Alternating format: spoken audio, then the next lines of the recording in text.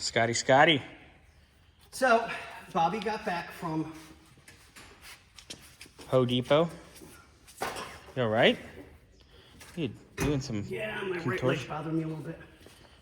Yeah, I grabbed us some totes, so we have a place to stash parts and pieces and goodies to keep things kind of up and out of the way. Yeah, I mean, if we're going to be taking this car, I'd say with what, maybe a week at most, it's going to go to get looked at for the paint.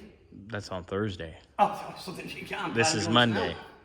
So I want to get everything on the car, put it in totes, so when everything's safe and sound, all the new parts, the old parts, you know, everything we can, we'll slide everything aside. Because we have to get that top down, so Yeah, you can I get still that. got to get the rest of the chrome off. You got to get the rest of this trim off, and then we can take the car to.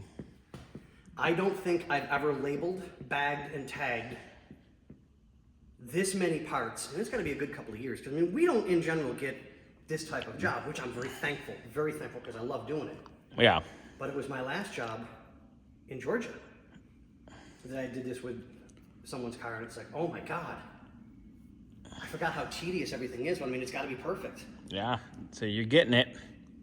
So let's get this stuff kind of packed up. That's what I'm doing. We can get that rear interior out and try to get the top down. And go from there. We can also check the fluid level, Scotty, and see what we got. Okay. And we'll go from there. Sounds like a plan. Nice. I mean, because if I have to, I'll just disconnect the rams and just manually move it, Yeah, just so you can get that chrome off. Okay, we'll see you guys on the next one.